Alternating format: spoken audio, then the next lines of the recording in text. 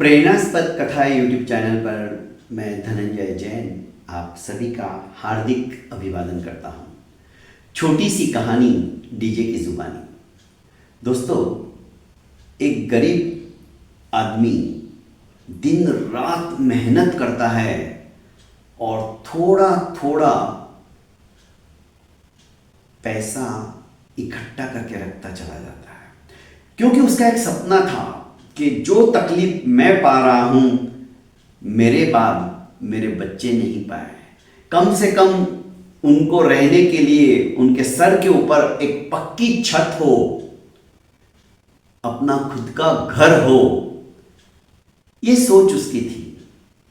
करीब 20 साल लग गए उसने अपना पेट काट कर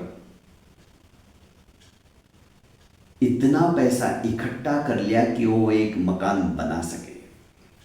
मकान बनकर तैयार हो गया, बहुत सुंदर मकान बनाया उसने अपनी हैसियत के अनुसार। रिश्तेदारों को, दोस्तों को, जो भी उसके हम उम्र के थे, बचपन से जिनके साथ वो पढ़ा था, उसके बाद में मेहनत मजदूरी करने लगा, उसे कोई नौकरी नहीं मिली, सिर्फ मजदूरी कर कर के उसने इतना इकट्ठा किया था। फिर भी वो अपने दोस्तों को भुला नहीं था और दोस्त भी उसकी मेहनत की वजह से उसके साथ जुड़े हुए थे। रिश्तेदार भी काफी दूर दूर से जिस दिन का इसने मुहूर्त निकाला था उस दिन आने के लिए तैयार थे। देखो कैसा भाग्य होता है। मुहूर्त निकाल चुका था पंडित जी से और खुशियां थी मन के अंदर के बस अब कल तो मैं गृह प्रवेश कर लूंगा, मेरा अपना खुद का घर होगा, सुख और चैन की नींद में वहां पर सोऊंगा, मेरा जिंदगी का सपना साकार हो रहा है। रात भर उसे नींद नहीं आई, पर जिस इलाके में उसने अपना मकान बनाया था वहां पर भूकंप आया रात को करीब 2:30-3 बजे और इसका बना बनाया मकान धराशाही हो गया। सवेरे सूर्य की पहली किरण के साथ में लोगों की भीड़ इकट्ठी हो गई। आजू बाजू के भी मकान गिरे थे, पर सभी कहते थे बेचारा कितनी मेहनत करता था, कितने अरमान थे उसके, और आज तो उसका गृह प्रवेश था और भगवान ने देखो उस बेचारे के जीवन में सुख ही नहीं लिखा। इतनी मेहनत से बनाया और आज फिर से मिट्टी में मिल गया। जैसे ही ये भी आया, इसने खबर सुनी, भागा भागा आया, देखा, एक क्षण के लिए ये भी विचलित हो गया। ओहो, हे प्रभु तूने क्या किया। पर दूसरे ही क्षण पता नहीं इसे क्या सूझी, भागा भागा बाजार में गया और सागर मिठाई वाले के यहां से 1 किलो पैकेट मिठाई का लेकर आया।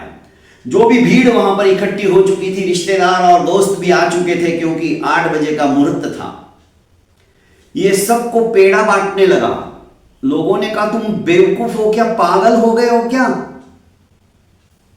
किसी ने कहा कि सचमुच में तो पागल हो गया, क्योंकि इतना बड़ा मकान इसका इतनी मेहनत से बनाया, जब मिट्टी में मिल गया तो वो स्वाभाविक है पागल होना। सबको मिठाई देते जा रहा था, पर इसके चेहरे के ऊपर कोई गम नहीं था, मुस्कान थी। सबको खुशी खुशी देते हुए कह रहा था चिंता मत करो, जो भी होता है अच्छे के लिए होता है, तुम सिर्फ नेगेटिव सोच रहे हो। इसका हर सिक्के के 2 पहलू होते हैं, इसका दूसरा पहलू तो तुमने सोचा ही नहीं, पर मैं सोच रहा हूं। सोचो आज यदि मैं गृह प्रवेश कर लेता और आज रात को भूकंप आता तो मैं और मेरे परिवार वाले तो सभी समाप्त हो जाते, दब के मर जाते। भगवान का लाख लाख शुक्र है कि उन्होंने मेरा परिवार और मुझे जिंदा रखा। दृष्टिकोण बदल गया, सोच बदल गई।